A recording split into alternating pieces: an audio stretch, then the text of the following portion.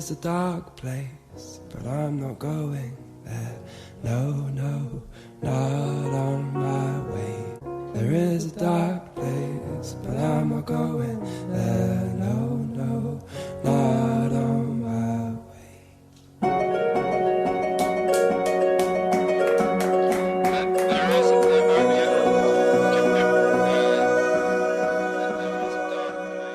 Hi, I'm Jordan. And I'm Lex. And this is Or Learn Parkour, A podcast about ADHD done by two people who for sure have ADHD. Yep. Welcome back. Welcome back, everybody. Happy New Year. Happy New Year, new me, new phone, who dis?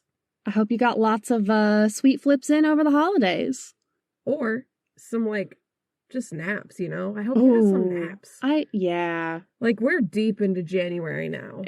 Yeah. It is 2023, which, I always struggle with the new year. I'm just like everybody else. I struggle to remember what date to write on the top right-hand corner of my math paper in school. But, I don't know, bro. I feel like we're both just trying so fucking hard. Yeah.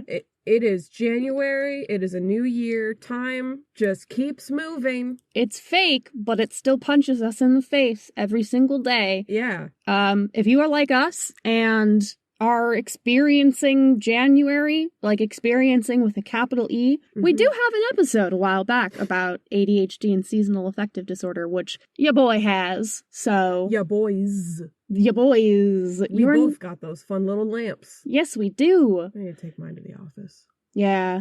It's a good place to have it. Mm-hmm. I have one in my office here at the house and one at my office.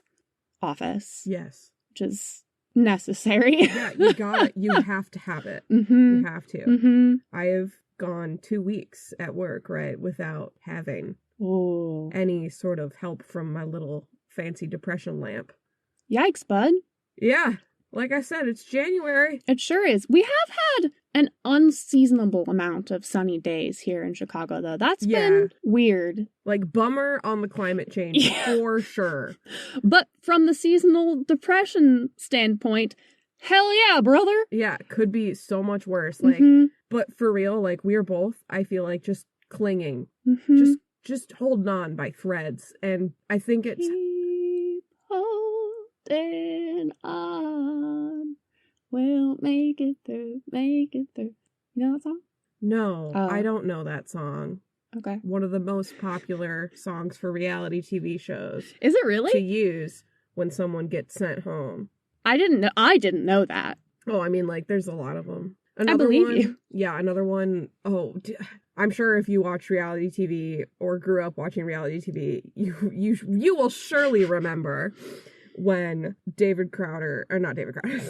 You had a bad day. Yes, yeah. Taking one down. Bad day. Yeah. That one, I think, really epitomized the outro exit of a contestant song. I mean, that was from American Idol, right? Yeah. Yeah. But every reality show has that. Yeah. And I remember so many reality shows used Bad Day. So many used... The other one that you were just singing that I don't actually know the name to. Is it just Me neither. Keep Holding On? Probably.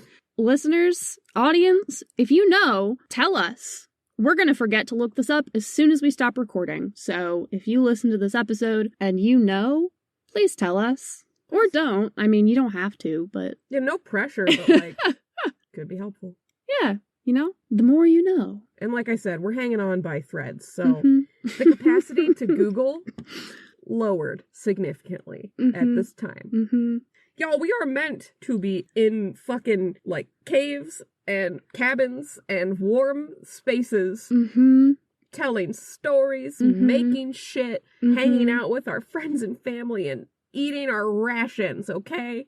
Just carbing up. Getting in on those potatoes and those other root vegetables that keep super well after harvest, Potatoes? Potatoes? Potatoes. Like potatoes. I really want potatoes. Do you want potatoes? I never don't want potatoes. That's fair. That's so fair. But, here we are. Yep. Having to, go to our jobs and continue to buy groceries and make sure that the toilet paper is stocked in the bathroom. You mean we still have to do that? You know, like, that's just, it seems really unfair to me. I wish we would have just gotten the hibernating gene. Like bears? Yeah, like bears. Yeah. Oh, to be a bear. Just fast asleep and fat as fuck right now. Oh, to be full of salmon and berries and so incredibly unconscious. I have a question. So you know how, like, grizzlies will, like, grab salmon out of the river right there as they're, like, jumping upriver because, you know, salmon. And then they just kind of, like, toss it back. You see in those nature videos, they're not spending a whole time, like, cooking it up, cutting it up, eating it bite by bite. They just toss it back. Yeah. Do you think the salmon ever tries to swim back upriver? I do believe that they chew it. They're not just doing, like, salmon shots. But, like, are they really chewing it? Because they don't need to, like, bears have sharp teeth because they specifically don't need to grind up their food the way that herbivores do. Because the way their digestion works for a carnivore is different. Yeah. Well, I would assume that they, like, rip it, you know, like, take bites of it, even if they don't, like, chew, even if they don't have molars. Otherwise, the salmon would swim back up. I think that that's the answer to the question. You Googling it? Yeah, bears are different. They pretty much swallow fish in one piece, and the digestive system takes care of the rest, bones included. Wow. There's literally one of the most common results. Do bears eat salmon whole? I just said, do bears eat fish whole? I didn't even specify salmon. I wanted to just be, you know. Equal opportunity fish eater. Oh, as time progresses and the bears are less ravenous, these less hungry bears consume only the eggs, brains, and skin of the salmon, which are the fattiest parts. Near the end of the salmon run, if the bear has not attained enough fat content, it will return to eating the whole salmon. Ah, so sometimes they do, if they're not in a hurry. Yeah. Well, you know, they do say that omega-3s that are found in salmon are good for people with ADHD, so it all comes full circle. Wait, so the bears have ADHD and the salmon help? Sure. Okay. If we were bears, we would still have ADHD. Yeah. Or maybe we wouldn't because we eat so much salmon. I don't know. Maybe the fish oils would really just knock it out of the park. Well, scientists, look out. We've got a new study for you. Speaking of studies, yes, 2022 sure was a year. That it was. For a lot of things, but also in terms of ADHD specifically. This is true, and we're going to tell you about it. That's what we're going to do this episode, in case you were wondering, like 10 minutes into recording, what this one's going to be about. New year, new us, new phone, who dis, and we're going to tell you about some of the newsworthy ADHD findings of 2022. So we're going to tell you about ADHD news from 2022. Yeah, as you're saying that, I am coming to the realization that we're saying, like, new year, new me, new phone, who dis, and that's great. I love that energy. But in the spirit of that, we probably shouldn't be talking about the year that just ended, right? But we didn't do a year in review at the end of last year, so we're just going to do it a little late, which I feel like is also on brand for people who have ADHD. Yeah. Also, I feel like it's an important part of moving on to acknowledge what you've gone through. So, yeah. All that to say, we're still going to talk about 2022. Yeah, I think that's really just semantics. But, I mean, who wants the last episode of the year to be like the year in review and not a fun holiday special, which is what it was? Yeah. You know? So in our defense, I think we did a better job. Yeah. Who wants to do anything, like, official between Christmas and New Year's? That is the closest thing. That is the closest thing we have to hibernation. Yeah. That is the don't do shit week. Yeah. So, yeah. We didn't do shit. We didn't do shit. But now we're back and we're trying to do shit. Yes, we are. We're here. We're talking about it. Shall we dive into ADHD news from 2022? We shall. Great. The biggest thing that comes to mind, we already did a whole episode about it, so we're not going to get too in-depth, but the Adderall shortage, the great Adderall shortage of 2022... is still going on. Yes, it is. It has moved beyond 2022, and it is a 2023 problem as well. Hopefully not for long, but who's to say? Who's to say? Those supply chains, those ding-dang things are tricky. They sure are. That is a tricky dick. So that's, I'd say, the biggest piece of news. Like, if I were to, you know, not that this is how I did the research, but if I were to, say, type into the Google search bar, ADHD news 2022, if hypothetically, hypothetically, that's definitely the first thing that would come up. I believe that. I can see that in my mind's eye and definitely not in real life on my screen. Yeah, exactly. So just, it's a gut feeling. Yes.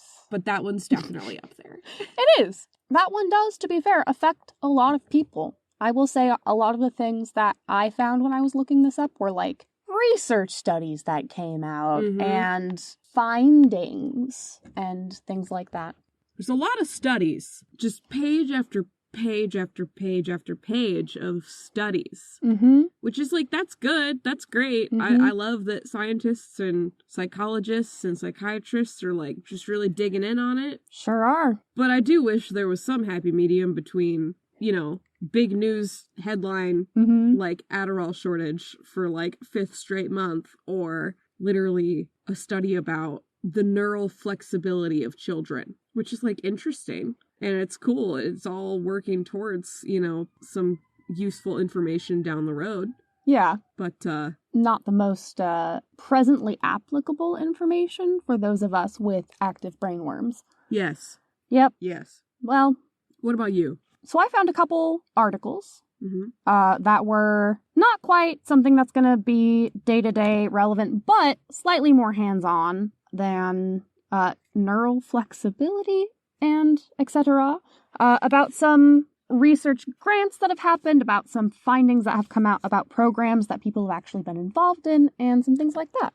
So I'll just bop through these real fast. Yeah, please, bop on ahead. So the first article that I found, and we will share all of these, this is from August of this year, and it was about a psychologist from Florida State University who got a $9 million grant to expand treatments for pediatric ADHD. And specifically, the reason why this is kind of interesting and important news is that they're specifically talking about gamified treatment. So this is not like a medication. It's not like a punishment or something like that. It's a new treatment model that they are combining with a pre-existing study that they did called behavior management-based training, which is actually something that parents go through. And that helps them like have the tools and skills to understand how their kid thinks and how to like steer their behavior in a better path, which I think is great. I mean, I know that we kind of talk about on the show how many resources there are for parents and how few there are for people with ADHD, but in this case, those resources are also necessary, and I think it's really helpful to give parents like a little bit more hands-on information versus like your child is misbehaving, here are drugs. Yeah.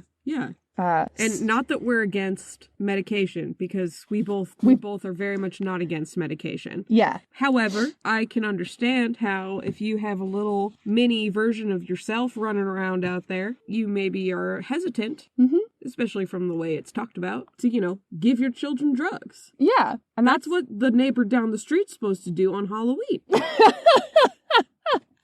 Yeah, if they're slacking on putting speed in those fun-sized Snickers, then you gotta step in. But I realize that's not what everybody's planning to do. And I think it's also worth saying these kind of alternative treatment methods that are more like behavior-based are often great tools to use alongside with medication. I know for me, medication is really important in getting me started over like that initial hump. But then if I can have other skills to keep working and do what I need to do, that helps me get further than just medication. The medication helps me be able to actually do those things. It is a symbiotic relationship. That's why when you need to fix something, you grab a tool kit. You don't just grab a hammer and hope for the best. You don't just go in with a single flathead screwdriver and assume that you're going to have all the tools you need, because you won't. You might,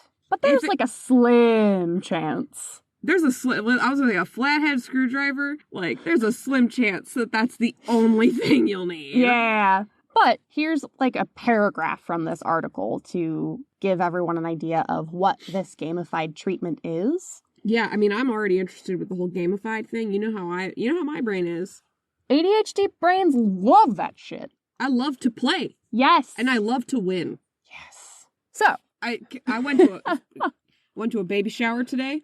Yeah. Which, like, congrats to like my first college bestie who's having a child. It's a very interesting moment for me as an adult, but I'm very excited for them. And I did win one of the prizes. Heck yeah, you did. It was a candle, and it smelled delicious. It's a very nice candle. It's a very nice candle. Sorry. No, you're I'm good. just thinking, I was like, wow, I won something today. Take that. You sure did. Take that, world. Do you want to hear more about games you can win? I do. I really do. All right. Current training uses arcade-style video games that target different components of the central executive functions associated with working memory. As they practice, researchers can see changes in the working memory deficits associated with ADHD that translate into improvements in learning, impulse control, planning, organizing, and emotion regulation. Where can I sign up for this study? Can I be a part of something like this? Or is it just babies? Is it just the children? I was going to say, from this article, it looks like right now they are targeting preschool or kindergarten. But you're pretty short, so maybe you could... Fuck off. So it looks like it's arcade games and video games that help you, like, practice using parts of your brain that need a little bit of exercise. And that sounds rad as heck. It looks like they're looking to see how that affects kids if they get into that training super early, and how that affects kids in tandem with this parent-focused behavioral training. But very exciting news. Would love for the day that that's available to us grown-ups. Please. And we'll keep you posted. Like, make it an app. I will be participating in that study all damn day. Yes, that would be so fun. You know, probably an indicator to all of us. But it's fine. You'd be too powerful. I think if you just had that as an app and played all the time, you would be too powerful. My neural flexibility would be like a Russian ballet dancer.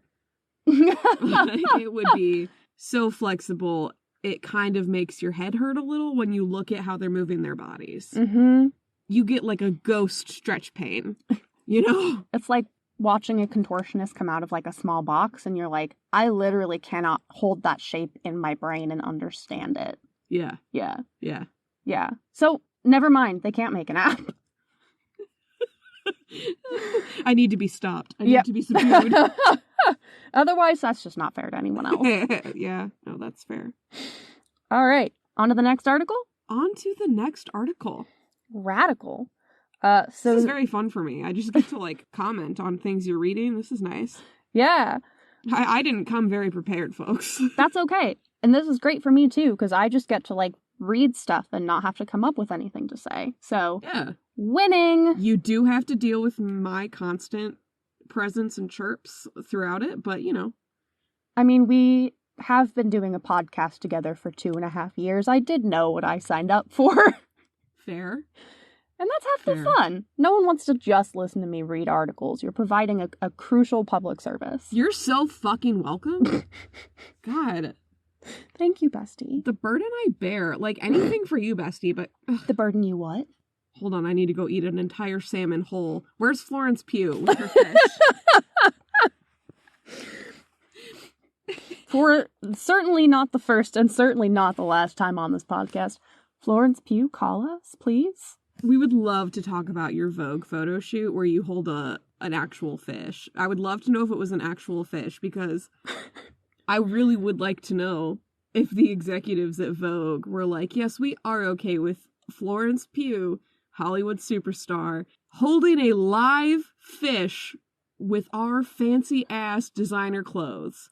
Let's just get some marine juices all over this, like, $5,000 gown. Let's brine up this British actress.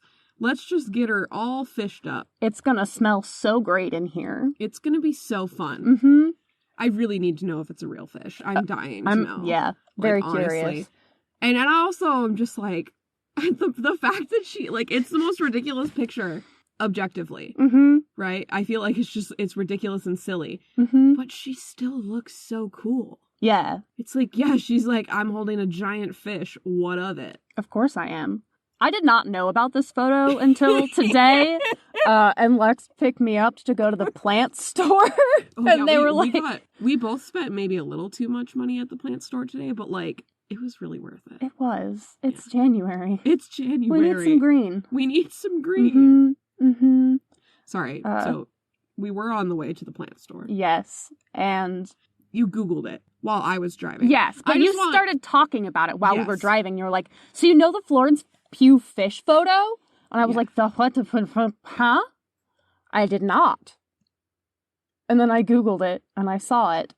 And we'll post that on the social medias for y'all if you haven't seen it yet. It's really incredible. It's really incredible. I want to get it, like, framed and hung up at our house. Just add to the next wall of stuff. What's like the Goncharov poster. the fake Scorsese film poster. Yep. Oh, that's all we have so far, but... Oh, and our 9/11 poster. That one we have. Yeah, but it can go in the That's true. That's true. With, like, weird things. Yeah, sounds good. So this next article... Oh, right. ...is titled... Teens with ADHD do not report worse quality of life, which is great. This is from October of this year, and it was from the Sydney School of Public Health at the University of Sydney, and the team compared quality of life ratings collected from 393 adolescents, both with and without an ADHD diagnosis. They found that compared with teens without an ADHD diagnosis, those with ADHD reported similar quality of life on the child health utility on a bunch of diagnostic scales that I'm not going to read to you. Wait, okay, and this was 393 Australian kids? Australian teens?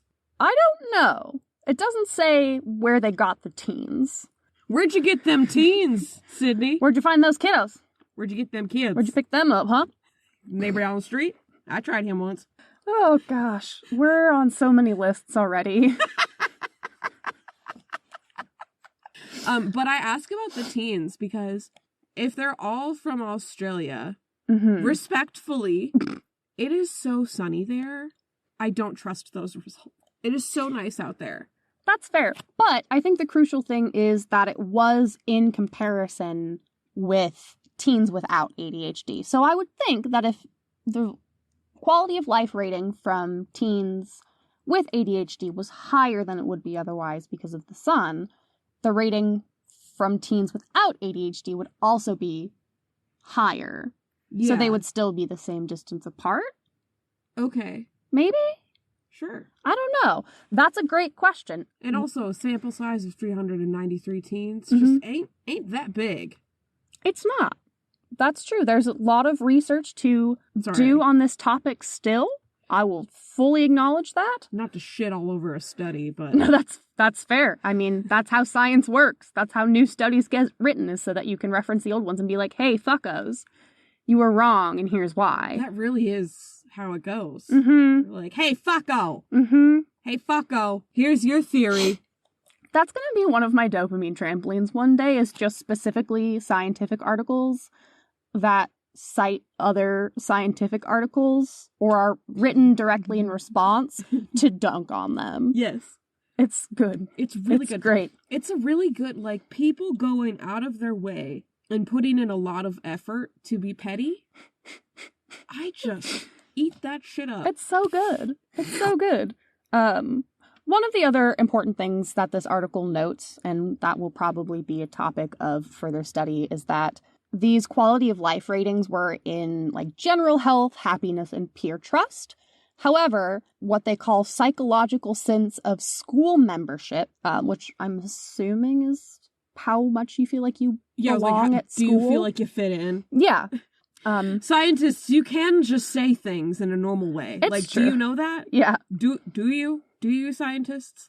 No, I don't think so. It's so irritating sometimes, I swear. And then people think I'm dumb because I'm, like, just saying things. And I'm like, well, at least I can explain stuff to, like, a 5-year-old, Yeah. you know? There's a time and a place for fancy language like that. But this is a, like, 4-paragraph summary of an article about kids' feelings. So, yeah, if you feel like you fit in at school. And also, The two other things that they measured, academic self-concept and self-efficacy, were worse for adolescents with an ADHD diagnosis. So, it seems like they feel okay about life and their peers, but feel a little bit less good about how they're doing in school, which is fair. Par for the course. It's also good information when you're trying to figure out how to target your efforts in helping those kids. So, yeah. Interesting findings. I think there will be a lot to continue studying there, and we'll see. We'll see how that one goes. I think that will maybe be something we don't leave behind in 2022. Maybe we'll hear about a follow-up. We'll hear more about these Australian teens. We sure might. Sounds like I'm promoting the next, like, weird season of, like, Junior Love Island. I was just imagining, what was that, like, mermaid show that was Australian? Oh, H2O? Yeah. No. No. No, don't make me go to school.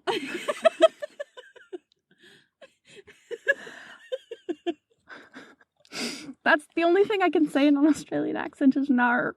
So the rest of it's kind of weak, but get a lot of mileage. Get a lot of vowels in that no there.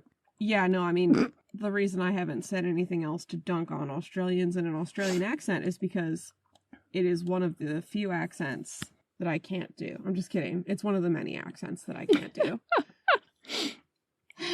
I can't judge you for that. I can do some, like, decent-ish British accents. Oh, it's just so easy. It is. It's it so is. easy. And on a good day, I can get into, like a Georgian Southern. Yes. But, I don't know. We didn't learn that in school. It's not really super useful unless you actively are trying to instigate a fight. Or get parts as people from other places in the world. True. But I didn't really think about the acting aspect. I was like, why do we even talk in other people's accents? Oh yeah, to make fun of them. Says so much about me. Oh well. Yep. All right, next article. Two more. This is the second to last one. There were a couple of articles about this. This is the summary from the National Institutes of Health. And really thought you were going to say National Institute of Hell. And I was like, okay, Satan. We have one of those? I was like, dang. Is that just the IRS?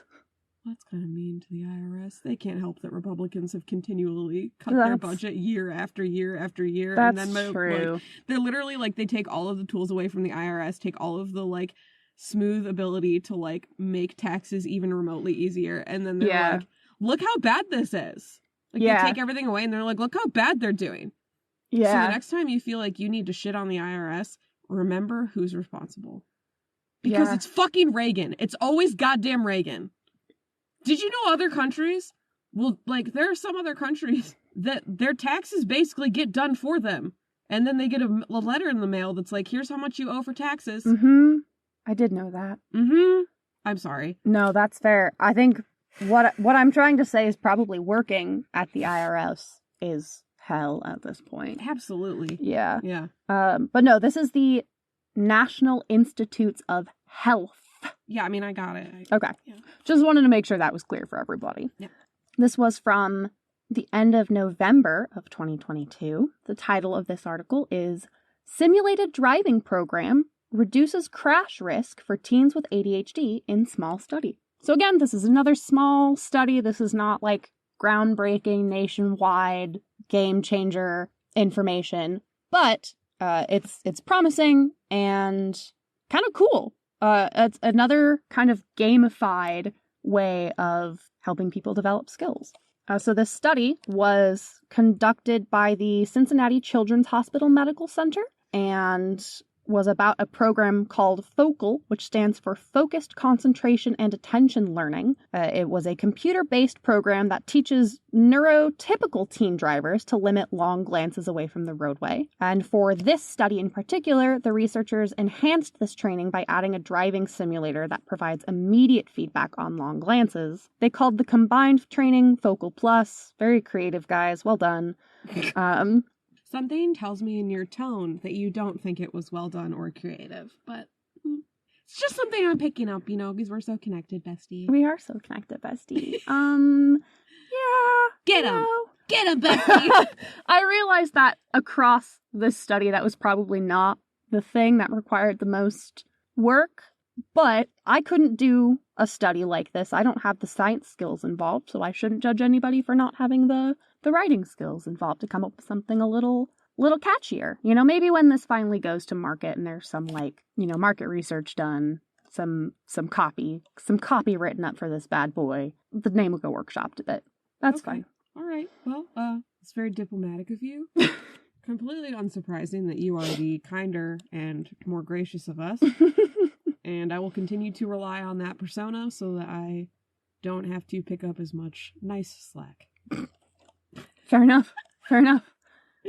That's cool, though. Yeah, so... Don't tell Elon, though. Don't tell Elon this is happening. No. Don't let him in on it. No. There's absolutely no reason for that. There's no reason for anything he does, though. Did you see... Don't let him. Did you see the Twitter thread of, like, somebody throwing, like, a bowling ball or a brick at one of the, like, Tesla truck windows and it bouncing back and then being like, these windows are impenetrable. This is so cool. No. Oh, wait, and then it's followed up by other people trying the same thing at home, and then it's... No, it's followed up by everyone going, do you absolute ass cracks understand why windows are designed to break? They figured this out in, like, the 60s, you dumb motherfuckers. Have so much fun hitting that windshield and having all of the energy, instead of breaking the windshield, be transferred into your body and turning your brain into a milkshake. Oh, yeah. Like crash dummies. Mm-hmm. Things that happen to crash dummies. Mm-hmm. I don't want anyone to die for the point to be made, but I suspect that will be the case, and bearing that in mind, I will probably still laugh. I don't want anybody to die. But if someone dies, at least they had a really fucking hilarious death.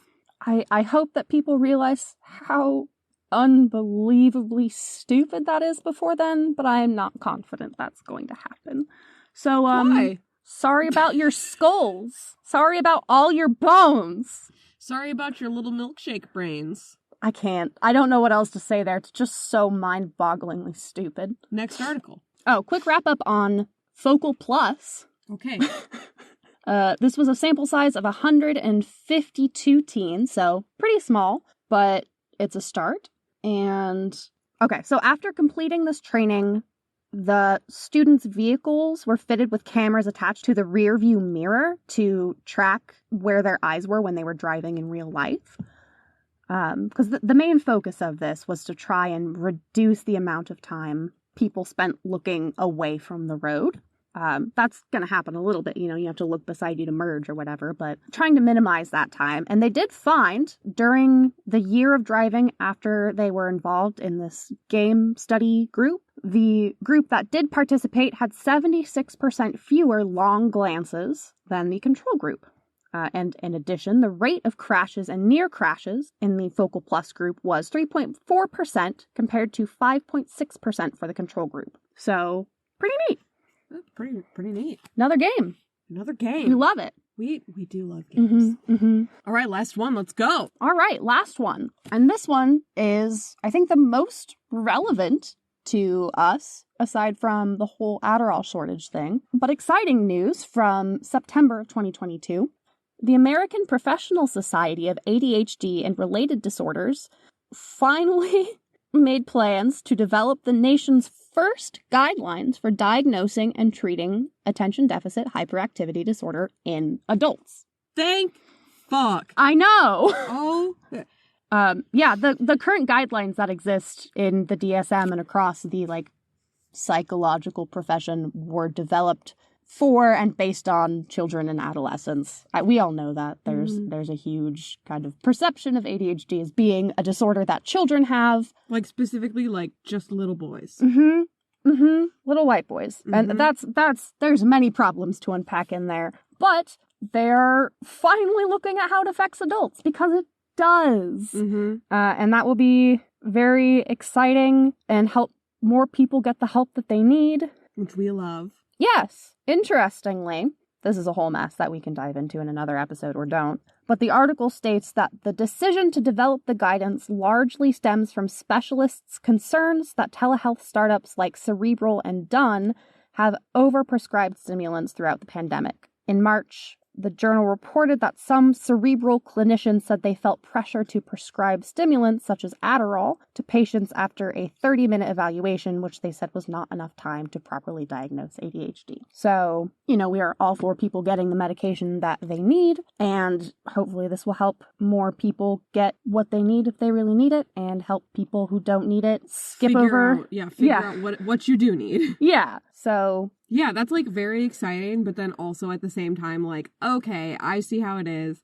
You didn't really care about this until there was an Adderall shortage and people started complaining online about how many people seem to have ADHD now. I see how it is. And there are many factors that contribute to that, but hopefully this will help people get the help that they actually need. Yeah, it'll be interesting to see where that train of study goes. They are saying that they expect the guidelines to be released this year, so definitely expect some more information on that at some point. I'm sure we'll... Eventual new me, new year, new phone, who dis? I'm sure we'll have something to say about it. Eventually. Yep. We always do. Yeah, that is the ADHD news from 2022. A couple interesting articles that hopefully we will revisit and hear a little bit more about in this year. Yeah. Yeah. Great. That's what I got. I feel like it's probably worth noting, there are so many studies. Literally, there's people doing 15 to 20 studies a week that come out about ADHD. These were just some highlights and some things that we thought were interesting enough to talk about on a podcast. Because, like I said, there were a lot. There were a lot. Pages upon pages. It's I'll look into some ADHD 2022 news, and then I start sorting through all this shit, and I'm like, oh my god, could we have less news, please? Yeah. I need less news. Generally, I need less news. Amen to that. Speaking of amen, since we talked about our 2022 highlights, I think it means it's time for us to move on to a very special dopamine trampoline. Yes! We are doing a very special dopamine trampoline celebrating 2022, year of twos. So we are doing a double dopamine trampoline. Lex, do you want to tell them what that means? A double dopamine is when it's something that both me and Jordan get dopamine from. We sure do. And if you're wondering, why are you talking in an accent and why did you make an emphasis about the word amen? You're not normally very religious, Lex. This is a weird twist for you in this podcast. Well, I'll tell you. It's because in this episode, we do pray. We pray to our Lord and Savior, Dolly Parton. Yes. Because our first official double dopamine is Dolly Parton. Is Dolly fucking Parton! Yes! Ugh! We both love her. We have a picture of her by our door. Yes. We both enjoy her music. It makes quite an appearance on many of our road trip playlists and beyond. And we just think she's neat. She does a lot of cool stuff. Yeah. She's her own woman. She's an incredibly talented artist and has just a heart that inspires me to be a better person. Yes. She's let's start with surface stuff, right? Yes. Clearly has always been a smoke show, will always be a smoke show. Truth. This is not me objectifying Dolly Parton. This is me speaking truth. Amen. Not just facts, truth. So jot that down. Smoke show. Smoke show. If we could all be so lucky. If we could all be so fucking lucky. Digging a little deeper, you'll see her appearances in film and TV. Multi-talented, beyond triple threat. Yes. And then moving on from that, you see her influence in pop culture generally. Don't even get me started on the drag culture surrounding Dolly Parton. Don't even get me started on the movie Dumplin' specifically. Oh my god. Another double dopamine for sure. But circling back real fast to her looks. Yeah. One thing that I just hugely respect is hugely. Is this about her boobs? Because they're huge. They are. No, you're correct. And I respect them. Yes. Yes.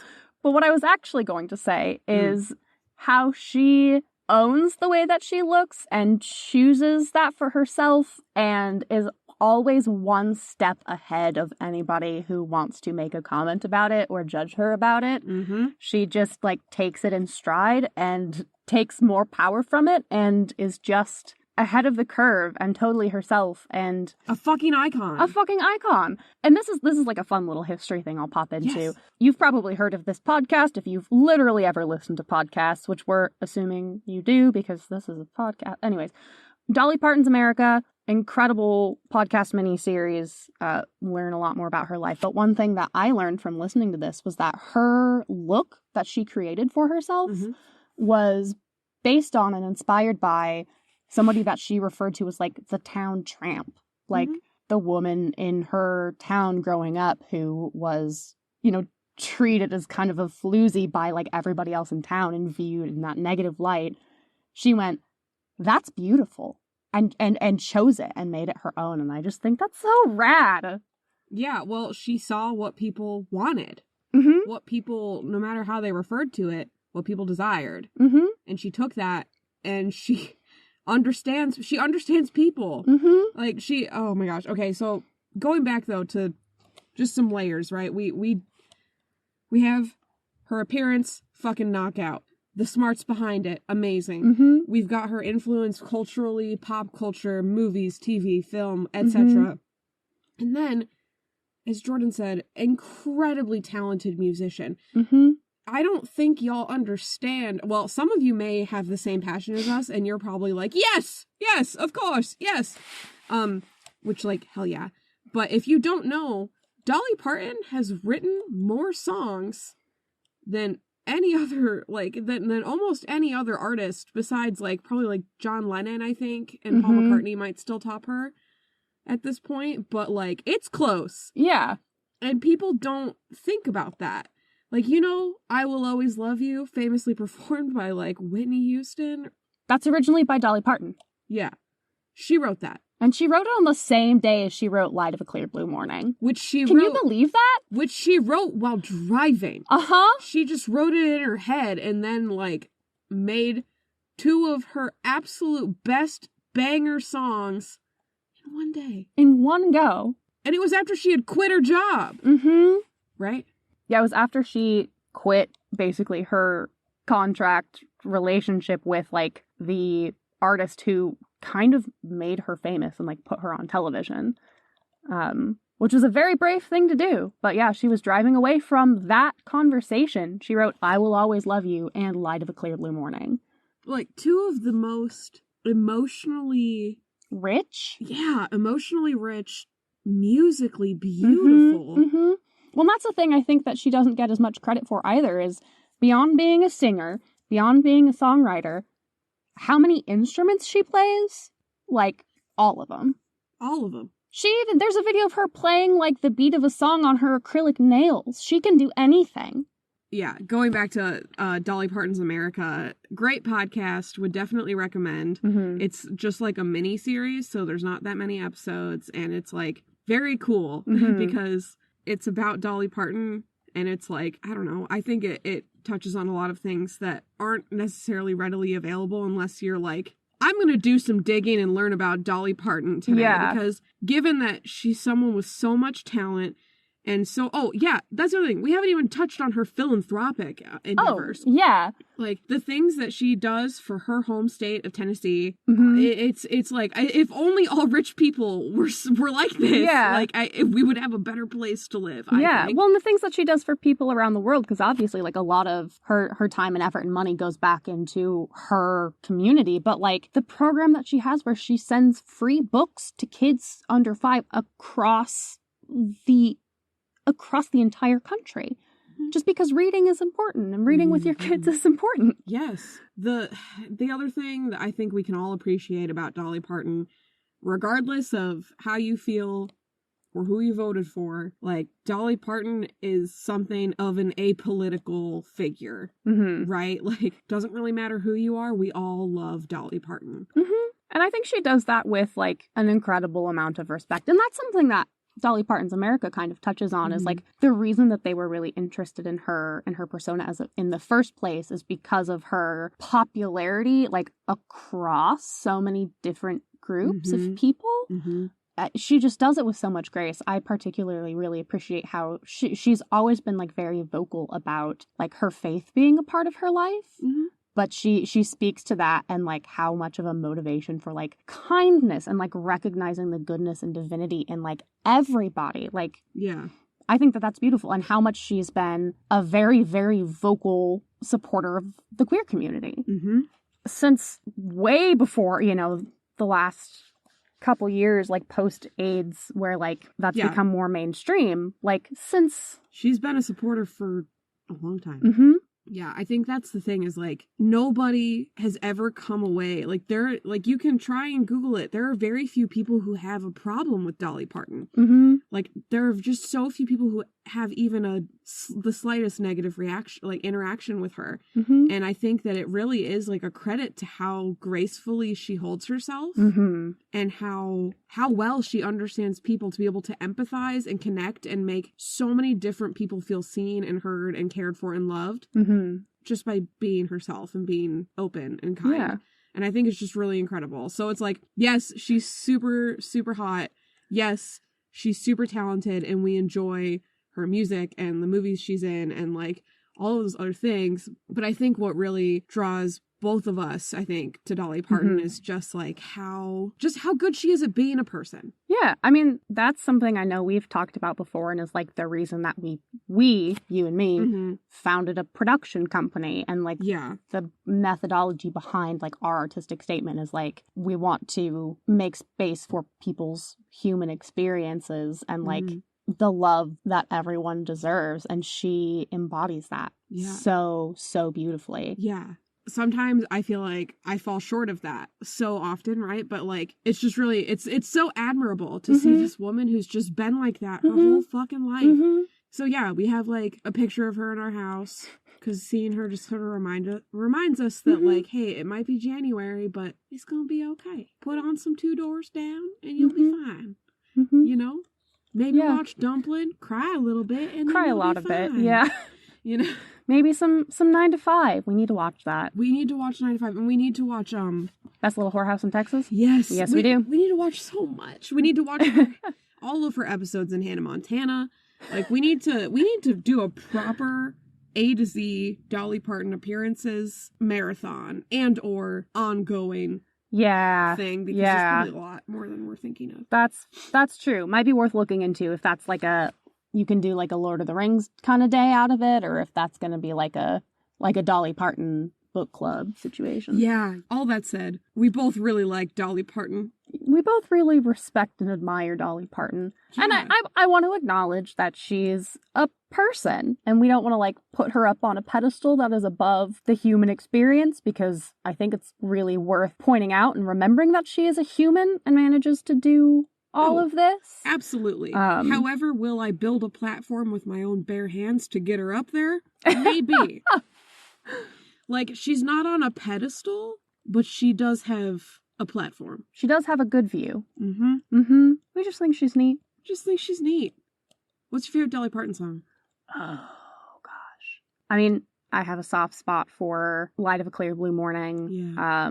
Tennessee Mountain Home is another top one for me. And 9 to 5 just on principle. Yeah, I was waiting for you to be like, well, I have to choose 9 to 5. It's my top 3. I don't think I can narrow it down more than that. What about you? So fair. Here You Come Again. Also good. Also Light of a Clear Blue Morning. You know, it gets us both. Like, I remember we were listening to it in the car on a morning, like on a morning drive sometime, like 2 years ago, and we both were just like quietly crying. It was really, really objectively fucking hilarious. Yeah. Like, but at the time, I remember we both were just like, oh, Dolly, we're really in it now. Yeah, oh, Dolly, we're really in it now. Like, oh my gosh. But I think my absolute favorite, that I can't really deny it not being my favorite, is Two Doors Down. It is just so, I don't know, like one of my favorite memories. And we really do have her music on a lot of road trip playlists. Yeah, we do. Like these two things that I'm talking about are like road trip adjacent. But I remember Jordan and our our old roommate, Cammie, and also one of our other besties. Hi, Cammie, I miss you. Love you so much. But they both came to visit my family in Michigan a couple years back. Mm-hmm. And we were driving down like a back road that I took to and from school every day. And we had the windows down and it was summertime and we were listening to Dolly Parton and Two Doors Down came on. And it's just such a like, I mean, if you want to get into like lyrically breaking it down, it's such a good like self-advocacy boost. Right? Oh, yeah. Like, you know what? No, I am sad and that's okay, but I'm tired of crying. I'm tired of moping. I'm going to go down the hall, make some friends, and find myself a new man to make out with down the hall. Like, I'm going to turn it around and I'm going to find happiness for myself. Yeah. Hell yes, I am. Yes, and all to like the backdrop of like just a relaxed party fun atmosphere where it's like everyone's just having a good time. And like when I think of like my home in Michigan and my family, I'm like, yeah, like that's like my family part. Like my family has parties that remind me of Two Doors Down. And I feel like Jordo, you can attest to that. Like just very like comfortable. Yeah, I've been to your family parties, and that's how my family parties too. It's just like, we're all here to have a good time together. Yeah, and we're all going to be welcoming. Yes. But like, we're not going to back off from like teasing you and having fun and like having some drinks. And it's like, I don't know. Anyway, so Two Doors Down is definitely my favorite, but solid one. It's hard to pick a favorite. There are so many bangers. So many bangers. Yeah. Thanks for everything, Dolly. Thank you for everything, Dolly. Anything else we got before we close this one out? Let's sign this out and go listen to some Dolly. Hell yeah. This has been Or Learn Parkour from Wholehearted Production Company. You can find us on Spotify, Apple Podcasts, Stitcher, any of the places where cool people get their podcasts. Special thanks to Krisha Perito for our cover art design. You can find her at Pedal Hop, that's PETALHOP, on Instagram, Twitter, and Etsy. Thank you as well to Tom Rosenthal for our intro and outro song, There Is a Dark Place, off of the album Keep a Private Room Behind the Shop.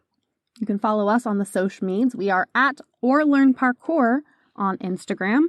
That's a fairly recent change in the last couple of months, if you haven't noticed. And you can also check out our website, wearewpc.com. You can find links to all that, as well as links to our transcripts and sources in our episode description. If you enjoy this podcast and would like to hear more, click follow, subscribe, whatever the button is on your pod catcher of choice. And if you would like to start a podcast of your own, click our Buzzsprout affiliate link in our episode description. You get a great show website, access to tons of podcasting resources, your show listed in every major podcast platform, which is so nice. If you haven't run a podcast before, it's such a pain in the ass to go like fill out the same information on like 50 different platforms. Get started with the company that over 100,000 podcasters already use and trust, and we get a little kickback that helps us keep the lights on. So join us in podcast land. Join us. And if you don't want to join us, but you still are able to give us money of your own accord, not through Buzzsprout, you could just give us money. You can find a link to our Ko-Fi on our Instagram or on our website. That you can. Please.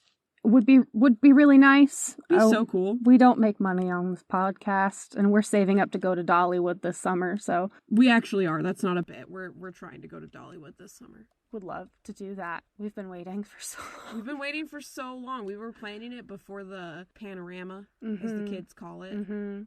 Yeah, before that panini was toasted. Do we have an outro question or a joke? No, I really just want to go listen to Dolly. Let's do it. I'm Jordan. I'm Lex. And this has been Or Learn Parkour. See you in 2 weeks. Bye.